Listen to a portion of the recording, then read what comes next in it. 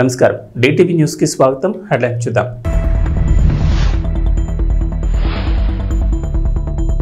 ఉచితాల కోసం ప్రజలు ఎదురు చూసే పరిస్థితి రాకూడదు ప్రతి తెలంగాణ బిడ్డకు మెరుగైన విద్య వైద్యం అవసరం ఎన్ఆర్ఐలతో భేటీలో సీఎం రేవంత్ రెడ్డి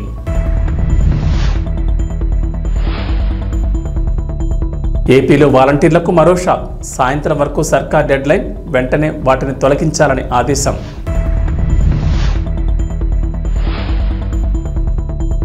రోజా అనిల్ కుమార్ పేరు చెప్పి ఉద్యోగాల పేరుతో టొకారా టీటీడీలో ఉద్యోగాల పేరుతో మోసం చేసినట్లు ఫిర్యాదు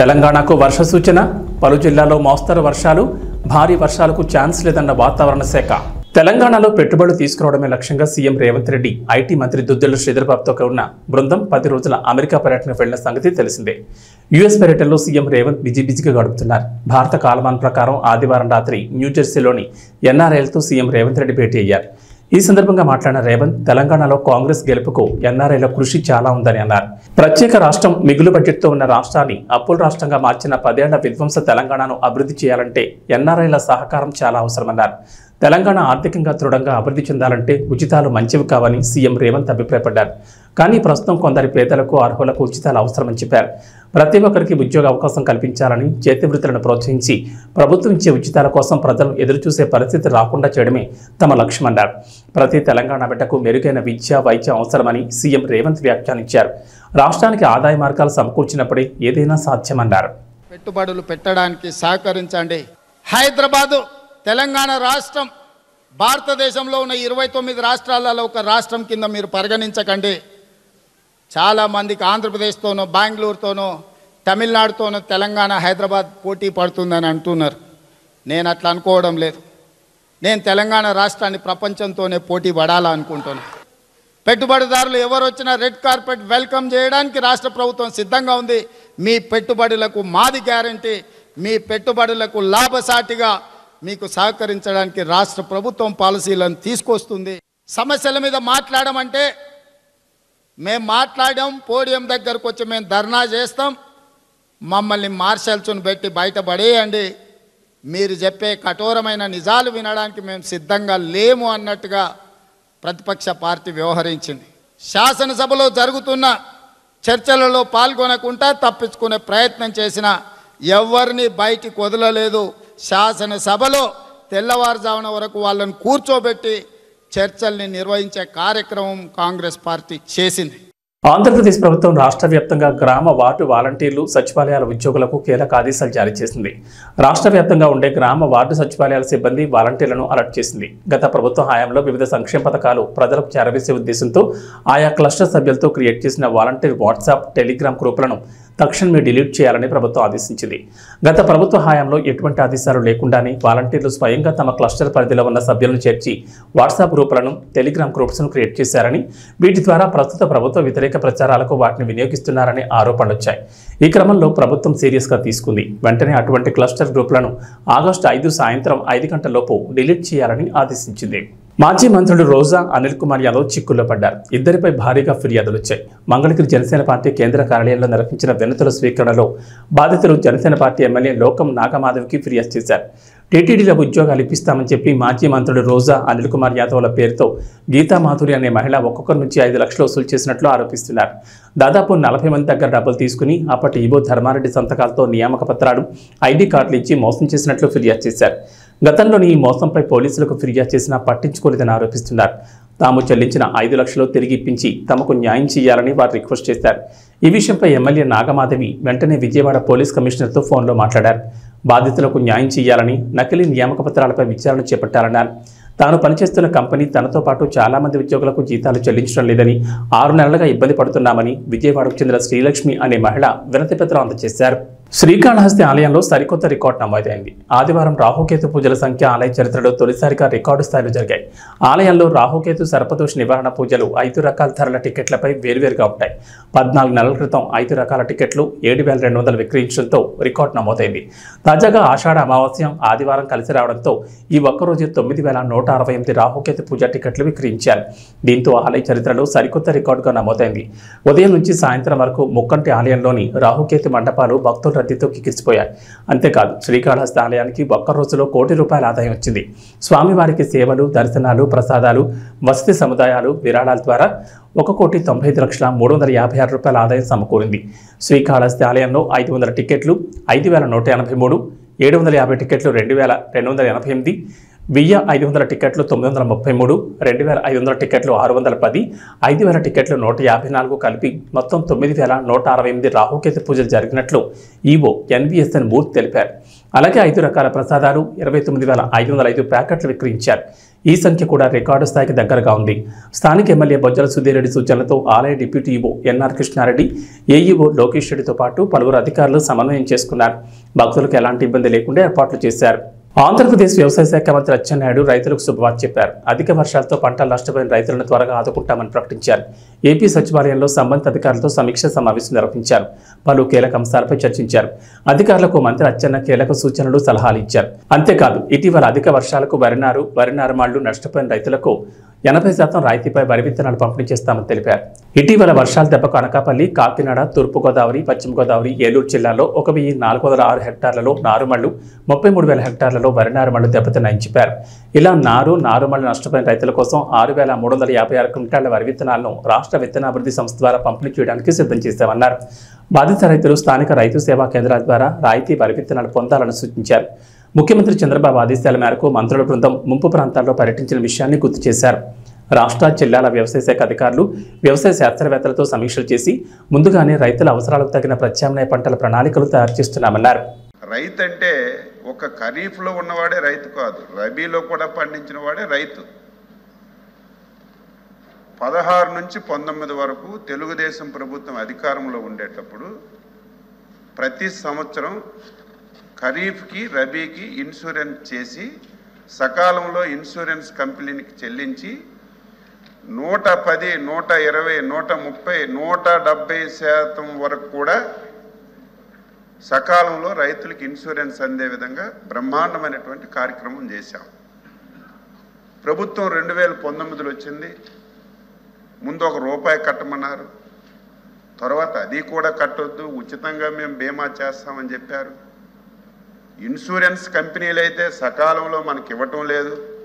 రాష్ట్ర ప్రభుత్వం నుంచి ఒక కంపెనీ పెట్టిస్తామని చెప్పి మబ్బి మాటలు చెప్పి ఊకదంపుడు ఉపన్యాసాలు ఇచ్చారు అధ్యక్ష. అదేవిధంగా 2019 తర్వాత అసలు అధికారులు చెప్పారా, ఆ ప్రభుత్వంలో ఉన్నటువంటి ప్రజాప్రతినిధులు కళ్ళు మూసుకున్నారా, కనీసం ముఖ్యమంత్రి దృష్టిలో పెట్టారో లేదో నాకు అర్థం కాని పరిస్థితి. 2019 తర్వాత అధ్యక్ష ఒక్క ఖరీఫ్కే ప్రీమియం చెల్లించారు తప్ప రబీకి ఒక్క సంవత్సరం కూడా ప్రీమియం చెల్లించలేదు అధ్యక్ష. ఎంత దారుణం! రబీలో రైతులందరూ కూడా గత 5 సంవత్సరాలు చాలా ఇబ్బందులు పడ్డారు. ఒక సంవత్సరం అయితే ఎంత మోసం చేశారంటే, మేము ఓనుగా కంపెనీ పెట్టాం, మేము అందరికీ ఇన్సూరెన్స్ ఇస్తామని చెప్పి మబ్బి బాటలు చెప్పారు. ఆ సంవత్సరం శాసనసభ జరిగింది. రైతులందరూ గగ్గోలు పెట్టారు. పంటలన్నీ పోయా, ఇన్సూరెన్స్ కంపెనీలు పలకడం లేదు. రాష్ట్ర ప్రభుత్వం ఏం చేస్తుందంటే, ఆ రోజు మేము ప్రతిపక్ష పార్టీగా చాలా విధాలుగా ప్రయత్నం చేశాం శాసనసభలో. కనీసం ప్రభుత్వం మమ్మల్ని పట్టించుకోలేదు. అప్పుడు మా నాయకులు ఎప్పుడు కూడా శాసనసభలో పోడియం దగ్గరికి వెళ్ళిన సందర్భాలే. ఫస్ట్ టైం రైతుల గురించి ఒక సంవత్సరం పోడియం దగ్గరికి వెళ్ళి పోడియంలో కూర్చుంటే ఆ రాత్రికి ఈ ఇన్సూరెన్స్ కంపెనీలకు డబ్బులు కట్టలేదు. మనం పెట్టినటువంటి కంపెనీకి కేంద్ర ప్రభుత్వం నుంచి పెర్మిషన్ రాలేదని చల్లగా సావు కౌరు చెప్పారు అధ్యక్ష.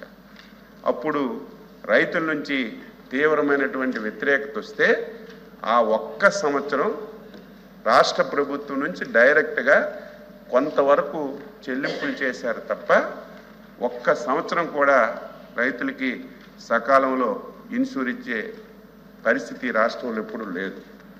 ఈరోజు 2022-23 అధ్యక్ష రబీకి దాదాపుగా 465 కోట్ల రూపాయలు ఇప్పుడు మనం ఇన్సూరెన్స్ కంపెనీలకి ప్రీమియం చెల్లిస్తేనే ఒక 90,000 మందికి 105 కోట్ల రూపాయలు ప్రీమియం వచ్చే అవకాశం ఉంది, అది బాకీ ఉంది.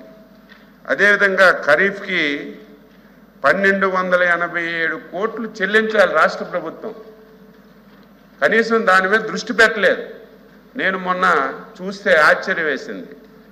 ఎందుకంటే సకాలంలో మనం చెల్లిస్తేనే ప్రైమ్ మినిస్టర్ గారు ఫసల్ బీమా కింద డబ్బులు వస్తాయి, సకాలంలో రైతుకి అందడానికి అవకాశం ఉంటుంది. ఇప్పుడు ఈ 1287 కోట్లు కడితే దాదాపుగా 6.67 లక్షల మందికి ప్రీమియం అందడానికి అవకాశం ఉంటుంది. దీని గురించి బడ్జెట్లో పెట్టమని ఫైనాన్స్ మినిస్టర్ గారికి కూడా చెప్పాం. వీలైనంత వరకు ఈ ప్రీమియం కట్టి ఈ సంవత్సరంకి ఇన్సూరెన్స్ ఇవ్వాలని చెప్పి ప్రయత్నం చేస్తున్నాం. అధ్యక్ష, ఇన్సూరెన్స్ విధానాన్ని రాష్ట్రంలో అస్తవ్యస్తం చేశారు. ఎవ్వరికి అర్థం కాని పరిస్థితి వచ్చింది. అందుకే రాష్ట్ర ముఖ్యమంత్రి చంద్రబాబు నాయుడు గారు మొన్న ఒక నిర్ణయం తీసుకున్నారు. మన రాష్ట్రంలో ఇన్సూరెన్స్ పాలసీ విధానం దేశంలోనే ఒక బెస్ట్ విధానంగా ఉండాలి. దీనికి మీరు సబ్ కమిటీ చేస్తున్నాం. మీరు కూర్చొని మీరు అన్ని విధాల చర్చించి మంచి పాలసీ విధానం తీసుకురమ్మని చెప్పి మాకు సబ్ కమిటీ కూడా వేశారు అధ్యక్ష. నన్ను, ఫైనాన్స్ మినిస్టర్ని, మన సివిల్ సప్లై మినిస్టర్ని వేశారు. మొన్ననే ఒక సమావేశం పెట్టుకున్నాం. ఏదైతే 2016 నుంచి 19 వరకు మనం ఇన్సూరెన్స్ విధానాన్ని రాష్ట్రంలో అమలు చేశామో అదే బెస్ట్ ఇన్సూరెన్స్ విధానం అధ్యక్ష. రైతులు ఉచితంగా కడతామని చెప్తున్నారు. ఒక్క సంవత్సరం ఒక పైసా ఇన్సూరెన్స్ రావడం లేదు. వాళ్ళకి మభ్య పెడుతున్నారు. రైతులు అంటున్నారు కనీసం మేము కట్టుకుంటాం, మాకు అవకాశం ఇవ్వండి. మీరు కడుతున్నారో లేదో తెలియదు, ప్రీమియం చెల్లిస్తున్నారో తెలియదు, పంటలు పోతే ఒక పైసా రావడం లేదు అని తీవ్రమైనటువంటి ఆందోళన రైతులు చెందుతున్నారు. ఇప్పుడే మా రామగోపాల్ రెడ్డి చెప్పినట్టుగా రైతులు ప్రీమియం కట్టడానికి సిద్ధంగా ఉన్నారు.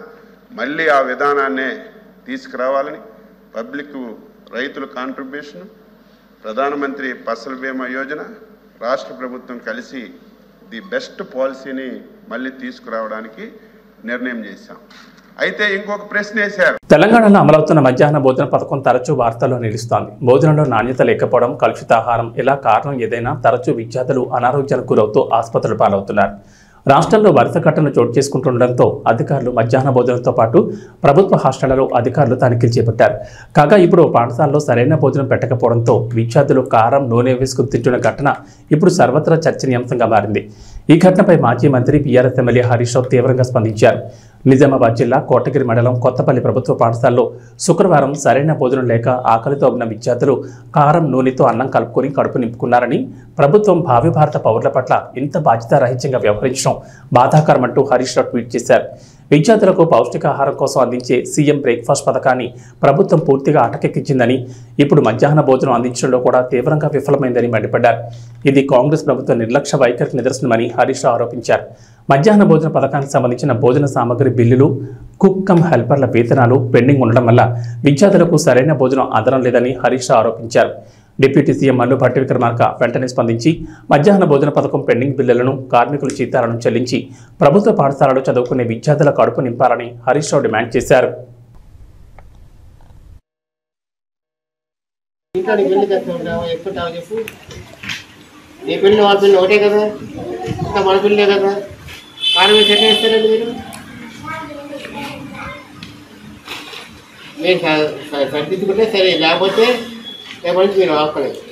బోనాల పండుగ సందర్భంగా మహేశ్వరం నియోజకవర్గం బడంగ్పేట్ మున్సిపల్ కార్పొరేషన్ పరిధిలోని కుర్మన్గూడలో ఉన్న బంగారు మైసమ్మ దేవాలయాన్ని సందర్శించారు డిప్యూటీ సీఎం భట్టి విక్రమార్క.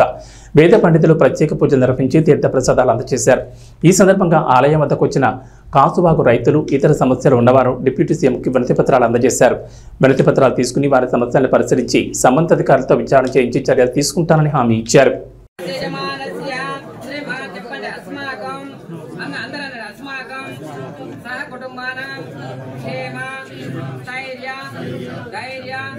విజయ అభయ ఆయువు ఆరోగ్య అభివృద్ధి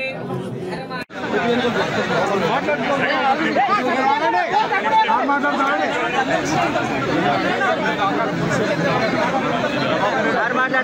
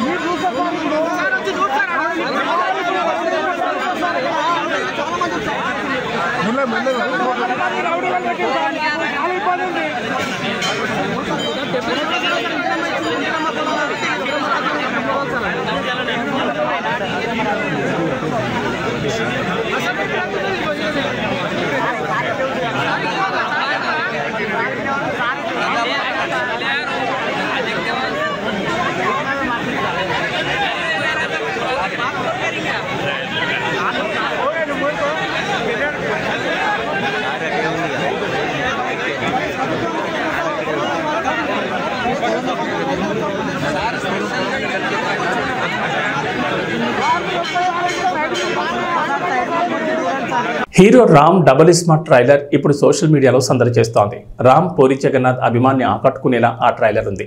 ట్రైలర్ చూస్తుంటే ఇస్మార్ట్ శంకర్ మాదిరిగానే కనిపిస్తోంది. ఈసారి సంజయ్ దత్తును పెట్టి పూరి ఏదో కొత్తగా ట్రై చేసినట్లు అనిపిస్తోంది. ట్రైలర్ లాంచ్ ఈవెంట్ను ఆదివారం వైజాగ్లో నిర్వహించిన సంగతి తెలిసిందే. ఈ ట్రైలర్ లాంచ్ ఈవెంట్కు దర్శకుడు పూరి జగన్నాథ్, నిర్మాత చార్మి ఇద్దరూ డుమ్మా కొట్టేశారు. ట్రైలర్ లాంచ్ ఈవెంట్లో రామ్ మాట్లాడుతూ ఇస్మార్ట్ శంకర్ రోజుల్లోకి వెళ్ళాడు. గోవాలో స్క్రిప్ట్ రాస్తున్న టైంలో తనను అక్కడికే రమ్మన్నాడట పూరి జగన్నాథ్. ఎలాంటి సినిమా చేద్దామని చర్చించుకుంటున్న టైంలో ఓ 10 ఏళ్ల పాటు గుర్తుండిపోయే పాత్రను ఇవ్వండని అడిగారట రామ్. అప్పుడే ఇస్మార్ట్ శంకర్ క్యారెక్టర్ను డిజైన్ చేశారట. ఇది ఒక మెంటల్ మాస్ క్యారెక్టర్ అని అన్నాడు రామ్. ఆ క్యారెక్టర్ గురించి రాస్తున్నప్పుడు ఆయన చెబుతున్నప్పుడే ఫుల్ ఎగ్జైట్ అయ్యాను. నేను ఎగ్జైట్ అయిన దాంట్లో ఆడియన్స్ 10% ఎగ్జైట్ అయినా చాలు హిట్ అవుతుందని అనుకున్నా. అలానే ఇస్మార్ట్ శంకర్ అయింది. ఈసారి అలాంటి క్యారెక్టర్కు మంచి స్క్రిప్ట్ ఉంటే బాగుంటుందని పూరి గారితో అన్నాను. ఆయన ఈ సినిమా కోసం చాలా కష్టపడ్డారు. ఆయన కెరీర్లో ఇంత ఆలస్యంగా తీసిన సినిమా ఇదే అన్నారు. 2018 డిసెంబర్ అనుకుంటా పూరి గారు గోవాలో కలిసా. ఆయన స్క్రిప్ట్ చేయడానికి వెళ్ళారు. సరదాగా వచ్చేయమన్నారు. పక్కన ఉంటే ఎనర్జీ ఉంటుంది వచ్చేయన్నారు. సరే అని వెళ్ళా. ఎలాంటి సినిమా చేద్దాం అనుకున్నప్పుడు ఒక 10 ఏళ్ల దాకా గుర్తుండిపోయే క్యారెక్టర్ చేద్దామండి. చాలా ఏళ్ళు అయిపోయిందన్న. అప్పుడు రాశారు ఆయన ఇస్మార్ట్ శంకర్. ఇస్మార్ట్ శంకర్ని కరెక్ట్గా డిస్క్రైబ్ చేయాలంటే టెంపర్ వంశీ. నాకు టెంపర్ వంశీ ఈ క్యారెక్టర్, ఈ సినిమాలో ఒక క్యారెక్టర్ ఉంది. క్యారెక్టర్ పేరు అడ్డా గుట్ట అక్బర్. ఆ పేరులోనే ఒక చిన్న ఫన్ ఉంది. సో సరదాగా అలాగే అడ్డాగుట్ట అక్బర్ని పిలవటం స్టార్ట్ చేశాను నేను. సో సినిమా అయిపోయిన తర్వాత టెంపర్ వంశీ నుంచి అడ్డాగుట్ట అక్బర్ అయిపోతామని కోరుకున్నా. And Vishu is one of the very few people. Generally మనం చాలా తక్కువ పని చేసి చాలా ఎక్కువ బిల్డప్లు ఇచ్చేవాళ్ళని చూస్తాం. కానీ ఎగ్జాక్ట్ ఆపోజిట్ మనోడు. అండ్ ఎంత స్ట్రెస్ ఉన్నా బయటకు చూపిడు. And I don't think double smart would have been possible without you. And చార్మీకి రైట్ హ్యాండ్లు అంటాడు. సో పాప మనోడు ఇద్దరు కలిసి అసలు యుద్ధాలే చేశారు. And thank you so much Vishu. And thank you Charmi. Bharat Sri Lanka జట్ల మధ్య జరుగుతున్న రెండో వన్డేలో ఓ ఆసక్తికర ఘటన జరిగింది. ఈ మ్యాచ్లో టాస్ గెలిచిన శ్రీలంక తొలుత బ్యాటింగ్ ఎంచుకుంది. దీంతో భారత్ బౌలింగ్ చేయాల్సి వచ్చింది. అయితే ఈ మ్యాచ్లో వాషింగ్టన్ సుందర్పై టీమిండియా కెప్టెన్ రోహిత్ శర్మ ఆగ్రహం వ్యక్తం చేశాడు. కొడతా అన్నట్లు అతని మీదకి పరిగెత్తాడు. కానీ అది కోపంతో కాదంటోయ్. రోహిత్ శర్మ చేష్టలకు సంబంధించిన వీడియో ప్రస్తుతం సోషల్ మీడియాలో వైరల్గా మారింది. అసలు ఏం జరిగిందంటే శ్రీలంక బ్యాటింగ్ సందర్భంగా టీమిండియా స్పిన్నర్ వాషింగ్టన్ సుందర్ 32వ ఓవర్ బౌలింగ్ చేసేందుకు సిద్ధమయ్యాడు. తొలి బంతిని బాగానే వేశాడు. కానీ రెండో బంతి వేసే ముందు ఏమైందో ఏమో కానీ 2 సార్లు బంతి వేసేందుకు వచ్చి ఆగిపోయాడు. రన్అప్ చేస్తూ రావడం తీరా వికెట్ల దగ్గరకు వచ్చి ఆగిపోయాడు. తొలిసారి రన్అప్ లెంగ్త్ మిస్ అయ్యి రెండోసారి అదుపు తప్పి బంతిని వేయలేదు. అయితే స్లిప్లో ఫీల్డింగ్ చేస్తూ ఇదంతా గమనిస్తున్న కెప్టెన్ రోహిత్ శర్మ తనదైన శైలిలో స్పందించాడు. స్లిప్లో ఫీల్డింగ్ చేస్తున్న రోహిత్ వాషింగ్టన్ సుందర్ను కొట్టేందుకు పరిగెత్తుకుంటూ వచ్చాడు. కొట్టేస్తా నిన్ను అన్నట్లు వార్నింగ్ ఇచ్చాడు. కెప్టెన్ రోహిత్ శర్మ వార్నింగ్ చూసి వాషింగ్టన్ సుందర్ నవ్వుకున్నాడు.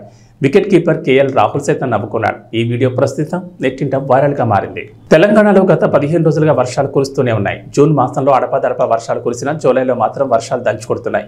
బలమైన నైరుతి రుతుపవనాలు అల్పపీడన ప్రభావంతో జూలై 3వ వారం నుంచి తెలంగాణ వ్యాప్తంగా విస్తారంగా వర్షాలు కురిశాయి. భారీ వర్షాలకు రాష్ట్రంలో వట్టిపోయిన వాగులు వంకలు ప్రస్తుతం పొంగి పొర్లుతున్నాయి.